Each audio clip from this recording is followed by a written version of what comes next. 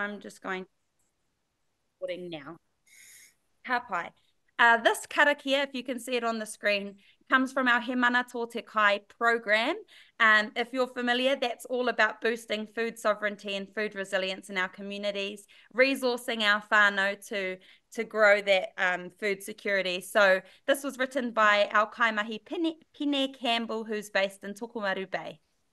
Ka pai. And it talks all about whakapapa. Me inoi tātou. Nā io matua ko rangi nui rāua ko papa tuanuku, nā rāua a tāne mahuta, a tangaroa a tāwhiri mātia ne era atu, nā rātou ko hine ahuone, nāna ka puta te ira tangata ki te whai au, ki te au marama, whitiora kia rangi e tuiho nei, whitiora kia papa e takoto ake nei, ti hei mauri ora ki te tai au I whakātu mai nei, hei ako, hei tohu, hei manaki, whakamaua kia ita, kia tina, kia toa. Hui e... Yeah. And a brief introduction of our presenters. We have joining us today, if this moves, which I don't think it is, ka pai. We have joining us today the awesome Moko Morris and Shirley Simmonds. They are both based in Otaki, and I will let them introduce themselves. Tēnā koe Moko. Mauri ora kia koutou, nā kanohi hau, tēnā koutou, nā kanohi e mohi ana, tēnā koutou. He uri tāku no te tairawhiti, no te tanga mahaki, no te atiawa hoki, engari noho au ki Otaki, no te mi tēnā kei Ngāti Rau Kawataku nākau, kia ora. Tēnā koe Moko, and can I ask you to introduce yourself, please, Shirley? Kia ora, tēnā tātou katoa, tēnā koe aroha nui, nā I tūwhera I tō tātou hui I te rangi nei. I rawe kiti a koutou, e hono mai nei a roro hiku I te rangi nei. He uri tēnei, o rau ko ki te kaukaro pātitere, ko ngā tūhuri te hapu, ko pikitu, kei te wautu te marae, ki te tahau toku kuia, he uri hoki no Ngāpahi, ko manga muka te marae. E noho ana ahau, mātako aku tamatokorua ki raro te maru o ngā iwi e toru o te rohinei o Otaki. O reira, tēnā tātou katoa. Te kaka auma tēnei hui te rangi nei, waimari hoki, kia noho tahi ki te taha o Moko, me ana pukinga rau, ki te kōrero tahi tātou I te rangi nei. Tēnā tātou. Tēnā kōrua. So just to recap, we have Shirley Simmonds, who is a mother of 2 young sons, Tamihana and Raukawa, and is dedicated to raising them with the language and values of their ancestors. Shirley is a kaupapa Māori researcher and has a passion for finding ways to live in close connection with our environment, with our taiao. When not at her computer, Shirley can be found in the garden, at the marae, exploring new places or creating in the kitchen. Shirley and her whānau live in Otaki. And Shirley says the thing that she loves about saving seas is you get to more intimately know the plant and the whole whakapapa and life cycle of the plant.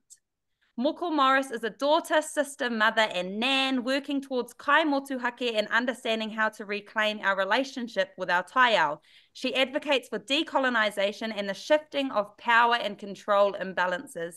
She works for Korehia Kai, Zero Hunger Collective, and Wellington City Council, who have adapted Hua Parakore as one of their framings for their Te Anamata a Kai o tō tātou taone, our city's food future. Moko also lives in Otaki, and she believes that saving our seeds and encouraging our whānau to save seeds moves us closer to kai motuhake. So we're going to jump right into it, e te whānau. Again, if you have any thoughts, questions or comments, please pop them into the chat. We really welcome your engagement throughout today's wānanga. We're going to jump straight to you, Moko, to talk about your experience, and then maybe we'll have some space at the end of your kōrero for some questions from the chat.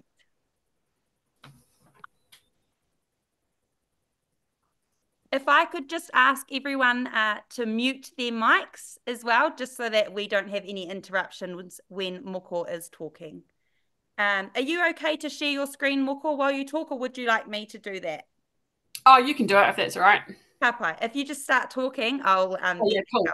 Well, kia ora whānau. So just going to talk a little bit about the pātaka kākano that was set up in Otaki and how we went about, doing that. So what kind of was happening a couple of years ago is people were kind of asking me for seeds, like different taua Māori or kumara tipu, or did I have kamokamo seeds? And sometimes I did and sometimes I didn't. And I was kind of thinking about how we can do this as a community. And as you know, all around the Motu, there are heaps of pātaka kākano set up everywhere. And, our libraries provide, more than spaces of books. They're places of connecting and, shared social interactions, especially in Otaki where we don't have like a community centre.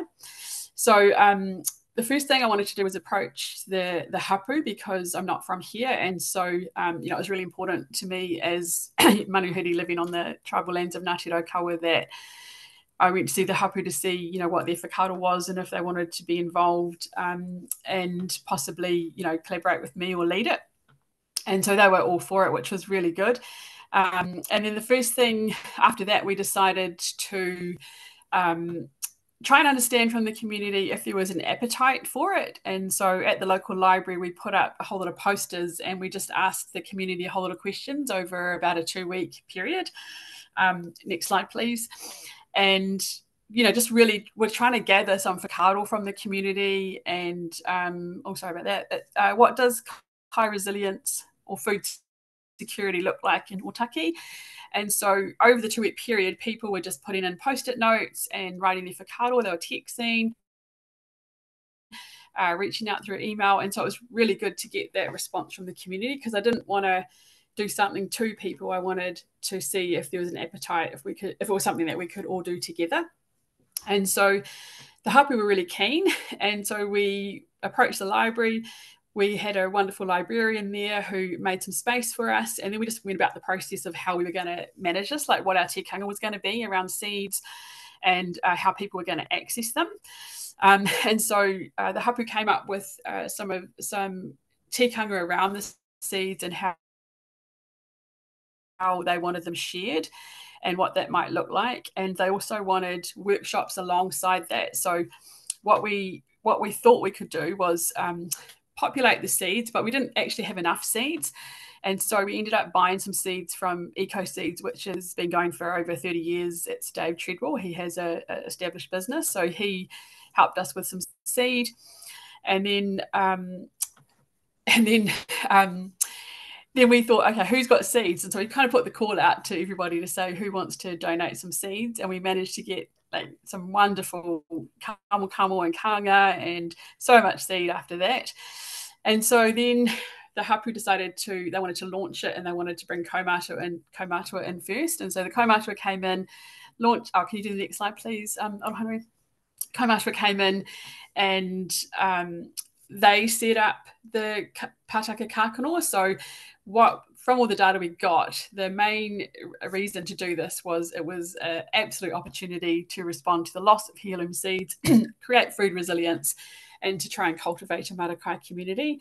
And so that's what the kaumātua wanted. And then we just kind of got the vessel, got the seeds, and then kaumātua came in and they set up the pātaka kākano. So they decided where it went, they decided where the seeds went and how to manage it. What we found, which we didn't think we'd find, was we worked out we could only put seeds in that could get planted at this time of the year. And so instead of what we did at first is we put all the seeds in, but we realized that some people are at different parts of their journey, on their marakai journey. And so what we did then is we removed all the seeds that didn't need to be planted now, and only put in the seeds that can be planted in that season. So that was a real learning gap for us.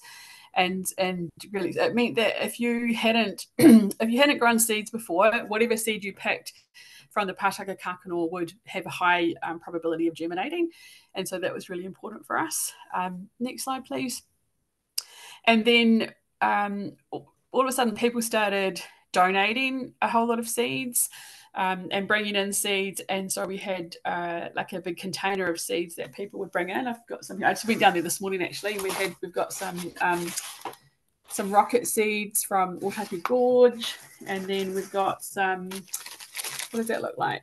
They look like marigolds. Trying to get people to name them. So yeah, we've got some scarlet runner beans, nasturtium, and so people are really, I've got some, what's that, crown pumpkin?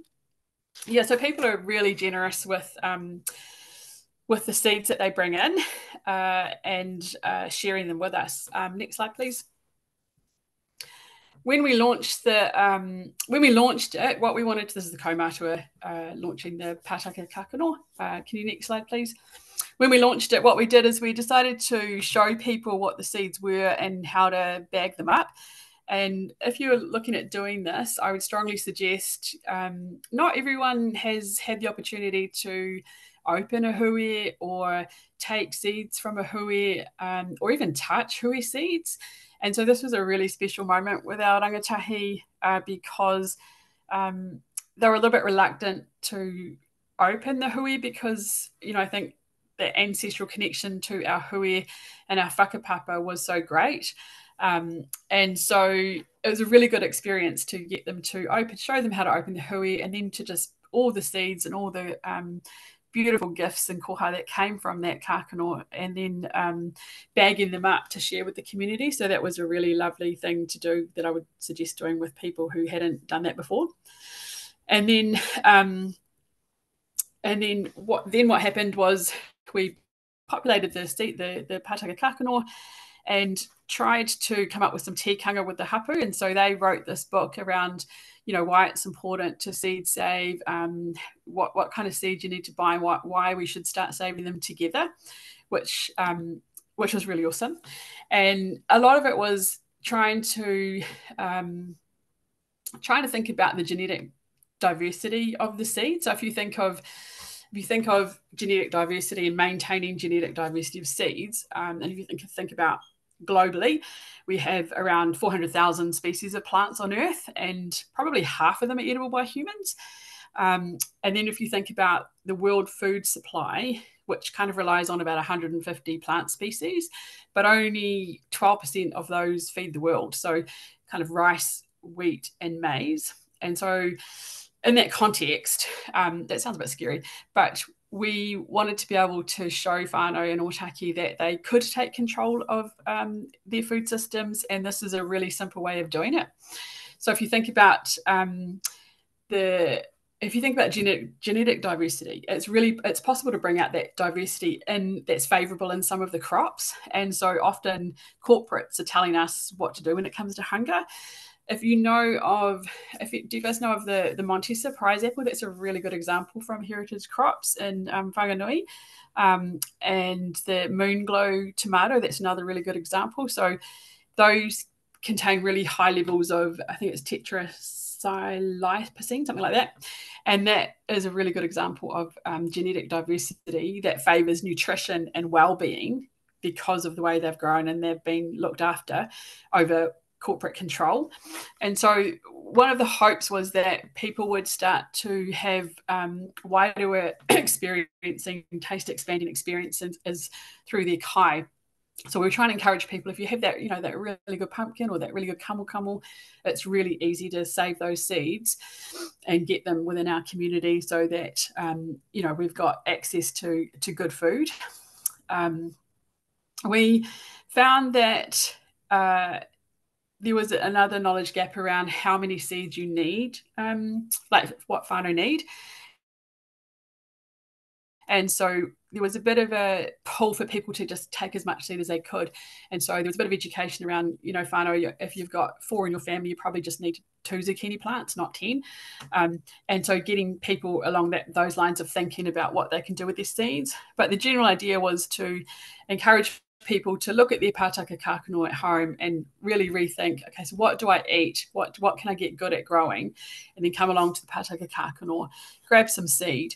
We haven't quite reached the point where people are growing and then returning, but we're at the point where people are dropping off so much seed. And so what I do is I bring the seed back to my place, and then we have workshops at the library with the community, and we bag them up. So Shirley, it was awesome last time because I got to hang out with Shirley for the morning, and we had some, people that came through, like this guy here, and he was, some people hadn't touched seed or they hadn't bagged seed, and so it was really lovely experience having people in the library going, "What are you doing? Why are you doing this? And can I do this too?" So it's really been trying to create a cultivated Marakai community. The idea for me is that it's not about me. So it's for me, it's really important that the conversation is look what we did together rather than look what I did or look what, So I want people to own it. And so people are kind of self-regulating it and bagging up the seeds, putting them in, replacing the bags. I took a lot of inspiration from Pahiatua Library. So Ayana over there, who I visited, and she gave me some really good tips. So I pretty much just followed the flow of what she did. And that's been super helpful. There is, I'm not good on social media, and so I'm trying to find someone else to do some social media around it. But then the downside to that is we haven't put it in the paper, haven't really advertised it, because I was really scared that people from out of town would come in and take all Taki seeds, and I know that sounds really bad, but I really wanted it to just to try and keep it within our community first and foremost. However, we have had koha from other areas, which has been awesome. One of the I found it really hard to find something like, how do we succinctly put what we're trying to do into a poster? And then I found a poster online, and I think it's the next slide. And so this was a really good way of the next one. This was a really good way of demonstrating the purpose of the pātaka kākano and what we can do together. So where are we up to now? So the seed libraries matter. The pātaka kākano matters. It creates local food resilience. It helps keep biodiversity alive. It moves us towards kaimotuhake, and it really helps us reclaim our Indigenous knowledge, especially when it's really satisfying when whānau haven't grown seed before. So the next stage is we've done some workshops with the hapu down the health camp, showing people how to grow the seed. And I think it might take a couple of years where people are growing and then returning seed, but I think we're going to get there because everyone's utilising it. I don't really have to do much other than just pick the seed up and then sort out the workshops. The kuras have been interested, and so I think it's a really nice community thing to do. And just go for it. Like if anyone's sitting here going, I think I can do that at my library or at the office or at the hapu, just do it. I can send you everything I've done, and I'm not saying that I did it right. But yeah, I never thought it would be so much fun. and I've really enjoyed all the people I've met and all the seed contributions that we've had from it. So I feel like there's so much whakapapa that we've been exposed to, and it just feels so special. But yeah, just go for it, whānau, give it a go. I got some really beautiful seed, and I put them in a box. I had a bag at home, and got my son to look after them because I went away, and like he nurtured them and looked after them. And then I got home, then we were admiring our work, and then we put them in the driveway just in the last bit of light for the day. And then my daughter came up the driveway and she ran them over accidentally. And I'm sharing this story because you know what? Sometimes life just happens and things happen, but you just got to keep going. But yeah, give it a go. We're trying to predominantly have huapatakori seeds. We have a lot of huapatakori growers. And so And so that's been really helpful too. We've had people send us seed from over in Taranaki and the Hawke's Bay. So it's been really lovely getting all these koha. But like I said, I haven't really been advertising the Pātaka kākano yet. And hopefully we might do that in the future. But at this stage, my priority is just trying to, get it going and get people using it. Kia ora. Kia ora. Thank you so much, Moko. And I'll just swipe back because I don't think we gave enough energy to this quote here, because I think it's really awesome. Food security is about choosing to change our regulatory and economic frameworks to ensure whānau do not struggle to access enough affordable, nutritious, sustainably sourced, culturally appropriate food. A food secure Aotearoa is possible. And I think that sums up your kōrero really well. I'll take us back to the big picture thinking. I did take some notes while you were talking, and I'll just sort of recap your kōrero while people populate the chat with any comments that they have for Moko. Yeah, cool. Can you just I just want to show something on the screen, if that's right, like just to the camera. Oh, do you want me to turn off screen sharing? Oh, yeah, when you're ready. Oh, yeah. Sorry, yeah, so these are like some of the koha bags that I picked up this morning, and it's really awesome. It's really awesome seeing what people bring in. We've got different, they're not just these kind of, it's just been really lovely. And then, look at these seeds. These are just so beautiful. That's like what's that one? I think that's a scabiosa. Yeah, but I mean, they're so gorgeous.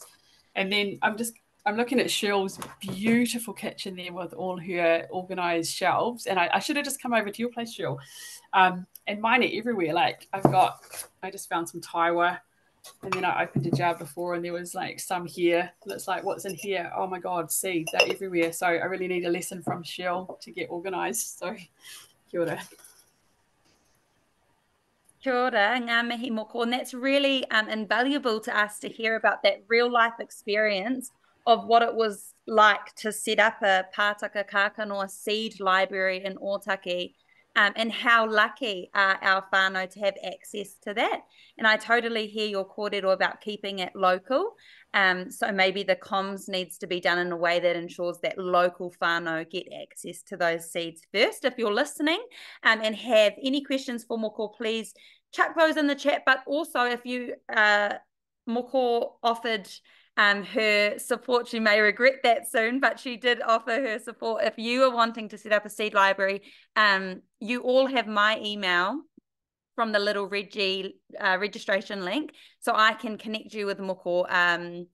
If that is helpful, feel free to flick me an email after this. So one of the questions was, where did you find the awesome set of wooden drawers for storing the seeds?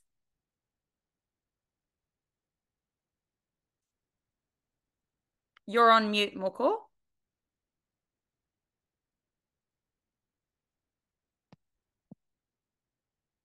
You're still on mute. Oh, there you go. Yeah, we got gifted a couple of them, but they were too big. And then at the back in the archives at council, at the back of the library, someone found them and said, "Do you want these?" And that was just gold. Yeah, so it was by a fluke. But yeah, have a look on Trade Me. We were looking on Trade Me first and foremost, but they were. Or ask your library to look in their archives. Facebook Marketplace, Trade Me, op shops. There's lots of. I think those secondhand, old school retro drawers are a lot kind of higher quality and have those nice little pockets for storing seeds. Someone else, Michelle Kang, has said, awesome to learn about this. Do you have some information or resources about how many seeds one would need for different types of veggies? But how many seeds one will need? Yeah. I mean, I guess you just got to do it, like, just think about your whānau and what you actually eat, and then work backwards from there. But yeah, we do. There is a list that says, if you have this many in your whānau, this is how much you might need. So I'll flick that in through as well. Cool. And at the end of this wānanga, we do have a sort of survey to say, how did you find it? What can we do to improve? And so by doing that, we'll have all of your contact details, and I can send out a bit of a follow-up pack with some information and resources from Moko. We'll also select 1 or 2 winners from that respondents list to send out a pack of seeds to your address for you to plant at home. And we've got another question. What is the best type of container to store seeds in? Is that you, Chacha? That's a great question. Yeah. So my seeds are in my pocket. They're in jars. They are like, I'm a really, really bad person for that. So Shirley will probably be able to have a better one. But this is a really good one. I'm sorry, this is not Parakuri, but this is from K to the Mart. But the good thing about this is you can, like, if you're in the field, like if you're out teaching or you're doing workshops or you're with whānau, or you're educating, you can just lug this whole thing out and it's got, like, I've got hui on it. They're like craft things, they're craft. And I find these, oh look, Pono, that might be from you, sunflowers white-hearted, probably. But it's a good way to store them if you've got them in packets. Yeah. A few more questions. We will close this at 12:30 because we've got another awesome presentation from Shirley and I don't want to cut any time from that. But a couple more questions. Do you have specific tikanga that tries to ensure seeds are not crossed? Yeah, so when you're asking people to koha their seeds to the pātaka kākano, you're really relying on people, and we say that, please put the whakapapa of the seed. So you're really relying on people to write that down, and we kind of take the seed from there. So, sorry, they're not crossed. Yeah, I mean, if you've got a big property, it's easier to grow like if you're growing corn in one area and it's a different type of corn in the other, but it depends on, like your growing space and your growing conditions, as to making sure they're not going to cross, because, sometimes the elements will do that anyway. Mm. And just, I guess, to respond to that kumara one. So, yeah, cool. I mean, they really need probably 20 degrees to get the tipu going. And so, warmth is key. So even like getting them going inside in containers with plastic over the top, just to keep that heat in. So it's really about heat at that stage. So I would try bringing them inside. Cool. And someone's asked for some resources around effective seed saving. I think that Shirley's going to talk a little bit about that. So, but also I'll include any resources in our follow-up email. So just to recap that beautiful kōrero, when setting up a pātaka kai or when sort of implementing seed sovereignty in your whare, it's really important to have that education piece. So why is this important? Well, we can already see that kai is getting increasingly expensive at the supermarket. So when we can store our own seeds and grow our own kai, we know the whakapapa of that kai, we know sort of the where it's come from, and it also means that we can feed ourselves and our whānau for free or for less money than it costs at the supermarket. So it's really important in this changing climate to boost our whānau food resilience by growing our own kai. And also one key takeaway I had from your kōrero was that action is needed. So I really loved that photo of the rangatahi in the library touching the seeds, because if we don't actively engage with seeds and touch them and spend time with them, then we're not going to know that connection. And if we reflect on our tupuna were really adept at this was second nature to them, and they knew the true value of kākano. I think in today's age, we've sort of lost that connection to our kākano and understanding that he mana tō te kai, he taonga te kai, he rongoa te kai. And, there's a sacredness to our kai, and it is of high value. It is a taonga. So, by actually spending time in the maara, if you grow something from seed, you will never appreciate that broccoli more in your life. You're not going to get that same level of appreciation when you eat broccoli from the supermarket to when you grow it yourself. It's about taking control of our food systems and returning to Indigenous knowledge. And last point that I made a note of was make it practical. Think about what you eat in your whare. Think about what your kids eat, what's likely to be used, and grow what is likely to be eaten. And yeah, and start small, do what's easy for you, and then as you grow confidence in the maara, then maybe you can grow your maara. Ka pai, over to you, Shirley. Kia ora anō tātou, and kia ora Morris.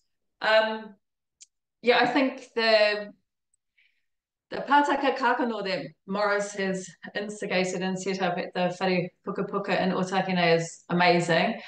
And the one time I went along, I spent maybe an hour there and literally packaged up just one package of seeds, because we spent all that time connecting and sharing kōrero, and you know, it was all in the context. So I think one of the things about developing a community of kākano and kaimahi maara is the pūrākau that comes along with it.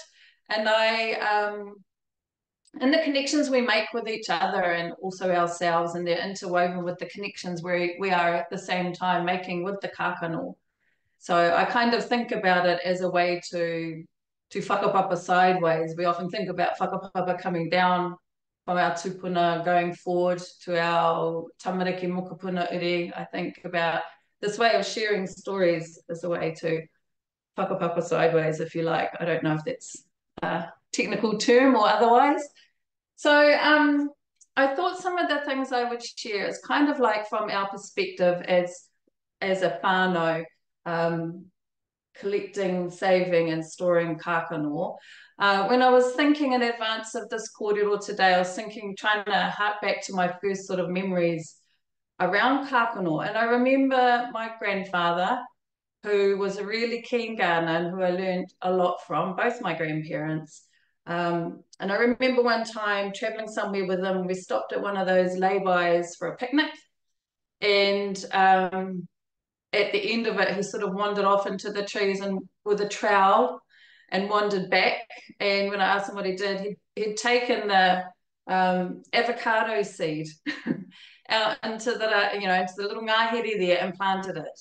And that's probably one of my early memories of, some sort of connection with kākano. And he did that wherever he went. Wherever there was kākano, he'd collect them, he'd save them, he'd plant them.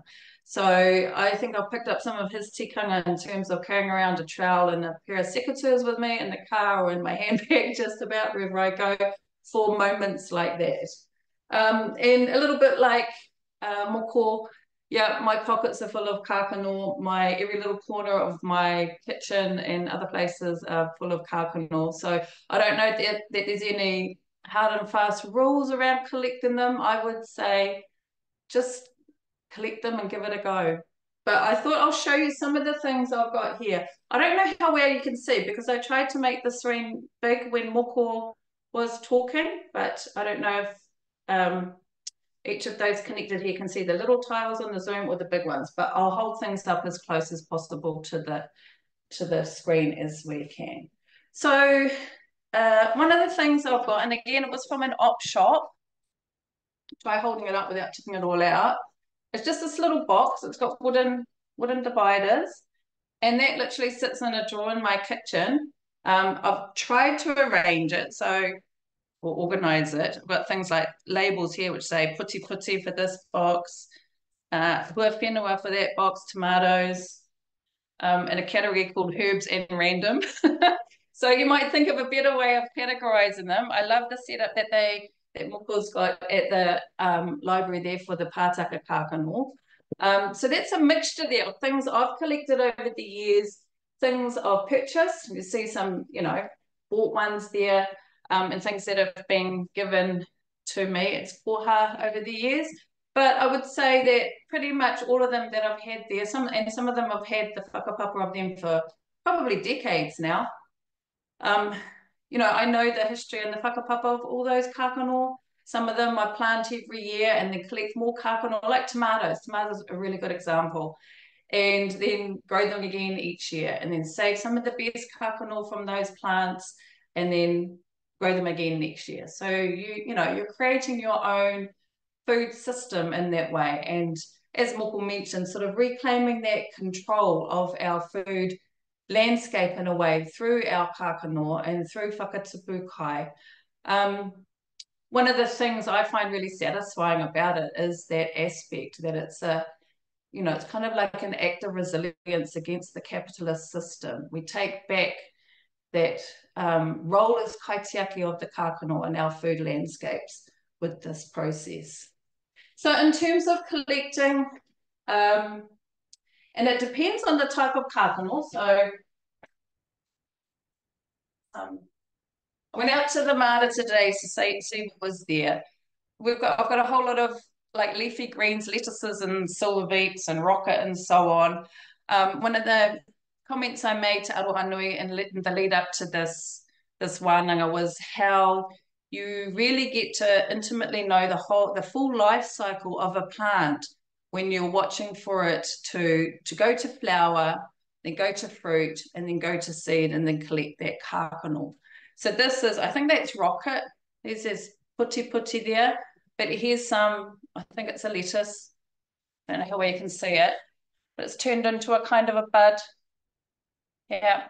So those in the maara, I would wait until they go dry, but hopefully get them before they start to pop out and the seeds disperse, or that's okay too. And then when they go dry, I would take sort of the whole branch off even of that. I'm hoping you can see okay.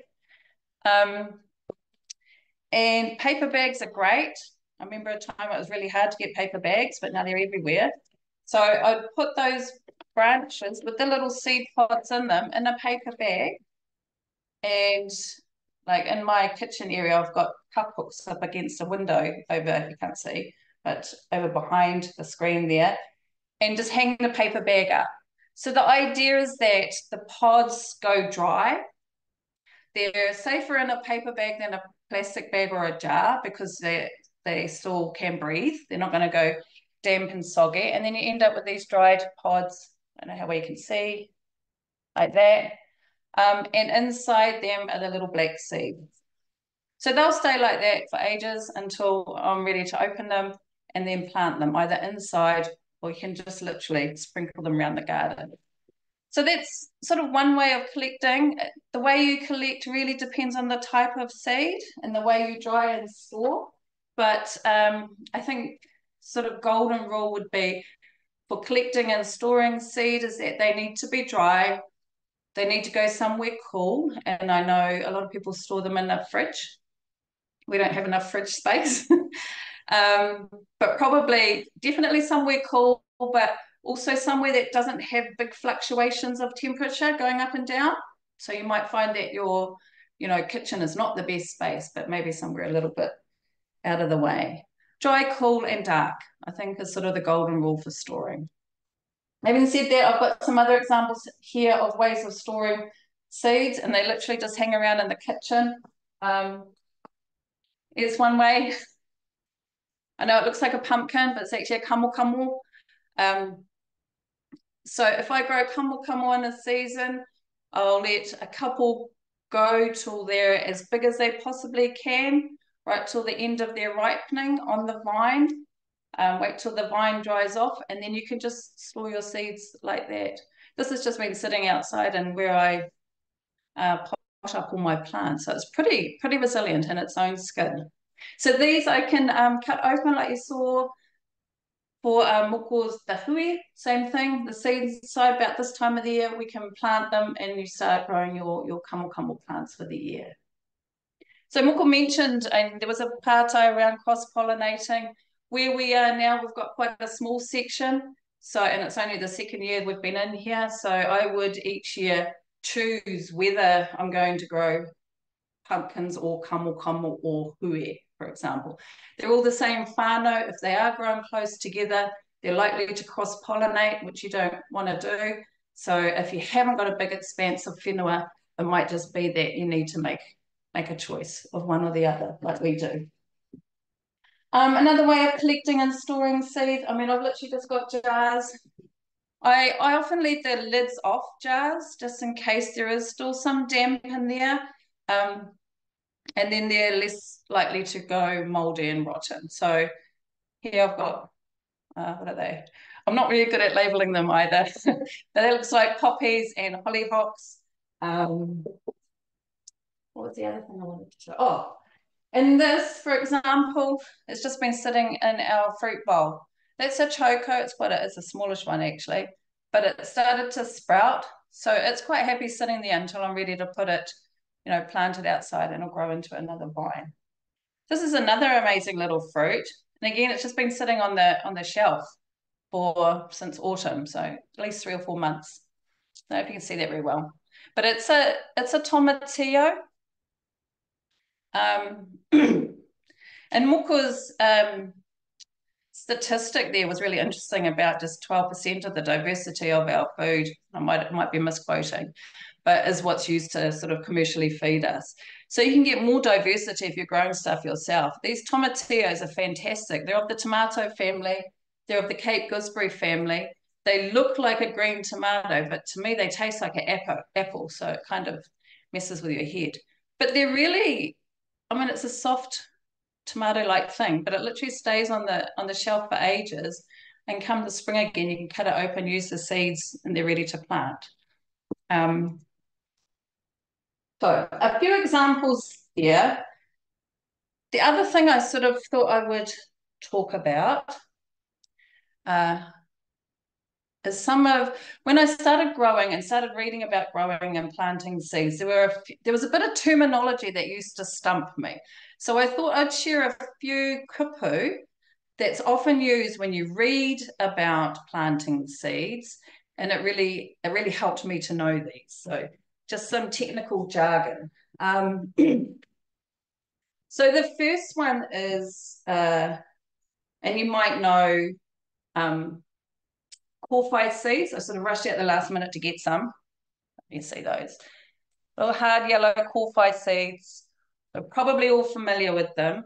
They're really, really hard. So they've got a super tough outer shell skin exterior. And kōwhai and a number of others, they need a certain process to happen to their seeds before they can sprout. And this process is often called scarification. So that's one kupu. If it's he kupu hou, it was a useful kupu for me to learn, and that's scarification. And I think of the whakapapa of that kupu as the kupu scar. So you need to make a scar in the skin of a kākano. So kōwhai one, and there are different ways you can scarify a seed, literally by cutting it.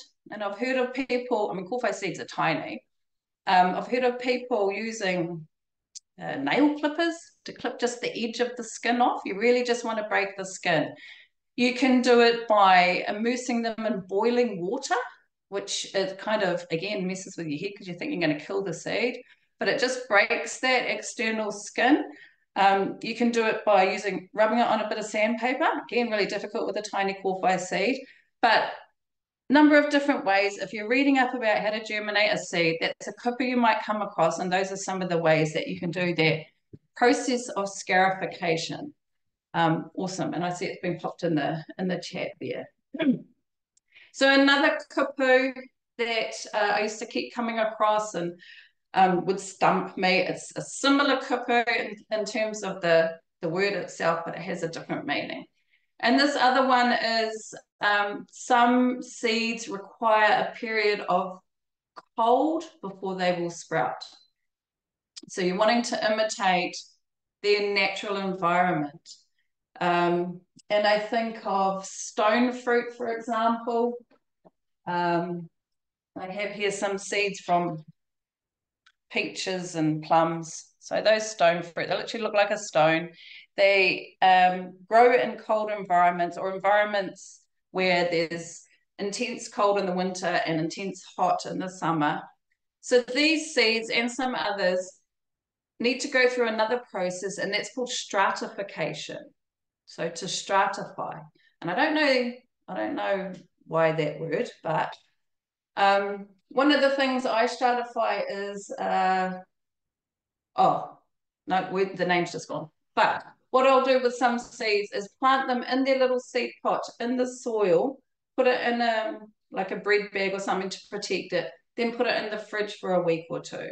Echinacea, that's the one.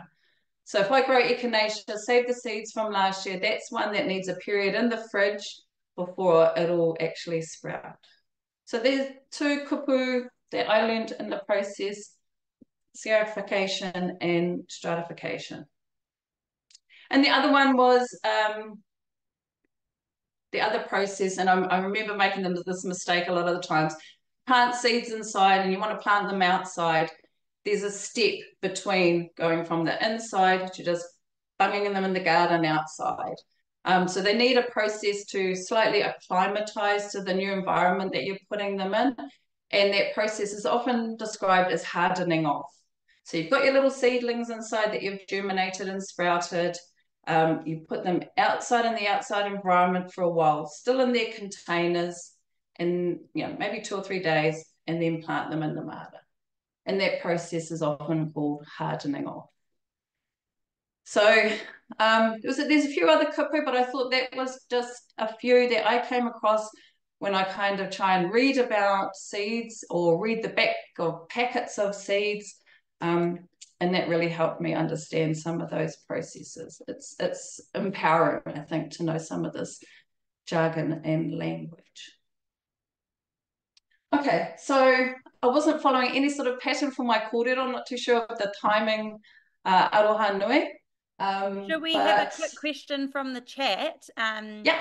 So someone said, how do you know what the best process is for each seed to germinate? Yeah, good question. And I guess a number of ways. So some of them I've learned by trial and error over the year. Some of them you might ask around. If you've been given the seed from someone else, they might share the kōrero of the best way to germinate them. I think kind of as a rule of thumb, if you look at the nature of the seed, if you've got little tiny ones, you might just sprinkle them on your seed raising mix or your soil. Probably don't need to be covered. You don't want them to go just too deep. If you look at the bigger seeds, like beans, I grew a whole heap of beans last year. These are orlotti beans, fabulous. But if you look at the nature of the seed, I mean, it's big, it's got a thicker skin. So the big beans and pumpkin and so on, you might want to soak them for a night or so just to soften the skin before you sprout. Yeah, but other than that, it might be researching a bit. Reading the back packet of the seed Yeah, reading the back of the packet, and that's where you'll find some of those kupu that I just shared. That's where I found them. And I was like, what? Yeah, so researching a bit. Yeah, for sure, using Google. I would say probably almost a word of caution, really Googling around, because often you find, just make sure that the source of information you're getting is a trusted source.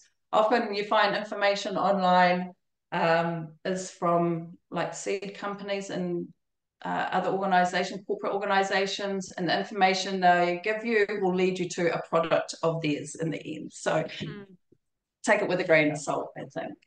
Yeah. Awesome. Is there any other questions in the chat? I think that was a really awesome kōrero about practical steps. So we heard from Moko about how to establish a pātaka library for those of you who are interested, or you can even adopt some of those practices in your whānau, sharing seeds amongst your whānau. If you store kumara seeds and then your hoa stores, another type of seed, then you can have that sharing amongst ourselves. And I think that's what's awesome when we can have that active resilience to capitalism, basically, and feed ourselves is the ultimate goal e te whānau. And just recapping a few other things: store in a dry, cold, dark place. I actually have a quick question about that, because I always assumed that you keep seeds warm. Like, I thought you would keep them in the hot water cupboard. So you wouldn't do that? No. Okay, guys, I'm learning with you. We're all on this journey together. Okay, so you wouldn't keep them warm, you keep them cold. All right, that's new to me. I hope that I'm not the only one who's learning that. I think that's an interesting point, because you think a seed is a living organism, if you like. There's life in a kākano. So you know, in a way, it seems to make sense. You want to keep it warm. I guess one of the things to remember is that the kākano is the storage, you know, it stores that te ira, like the essence of the plant in that kākano. And it's kind of staying in a state of dormancy, if you like, until the right conditions for it to sprout. And the right conditions are, again, as a rule of thumb, they're like the opposite of what I mentioned for storing. So the right conditions normally would be damp, light, and warm. And I know Moko mentioned about temperature. One of the things I've learned over the years trying to sprout seeds and seedlings, not always successfully, well, one of the key things I've found is the importance of soil temperature. So yes, daylight, day length, the right amount of water, not over soggy, but soil temperature, a real key thing for sprouting seeds. So when you germinate the seeds, you want it to be damp, light, and warm. Damp, light, and warm, yeah. Cool. So I guess the very initial germination obviously is usually under the soil, so dark, but it will reach straight for the light, so it does need that light there. Yeah. Awesome. Thank you so much, Shirley. I think I'm not the only one who really enjoyed the display in the background as well with all of your beautiful kākano. Do we have any other questions in the chat? We are going to close up soon. That 1 hour went really fast. Just like us, they need warmth, air, and water. Some people use a heating mat to propagate seeds. Awesome. We do actually have a kākano mihi that's going to be shared from Moko, followed up with a kākano karakia from Shirley. Should we jump to that, Porua?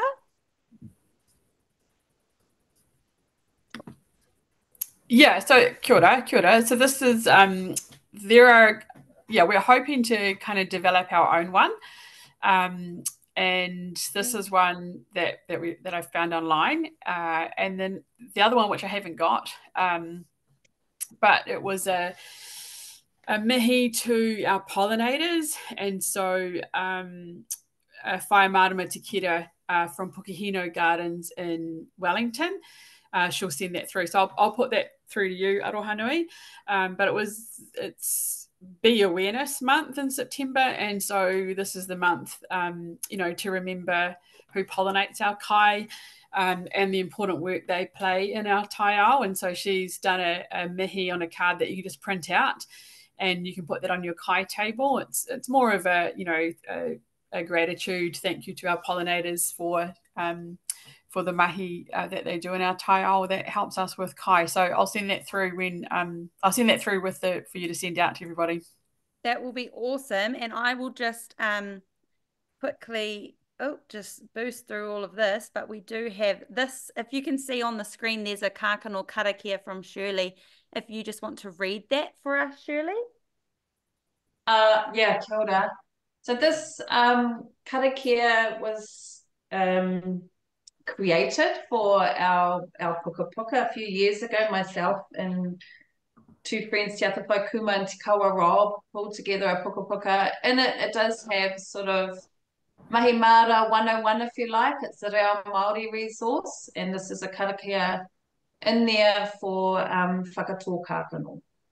E rongo, tau mai tō mauri, kia tinaku, kia pihi, kia tupu, te hua ora, tā māua kia nuku, kia tina, whakatina, hui e tai.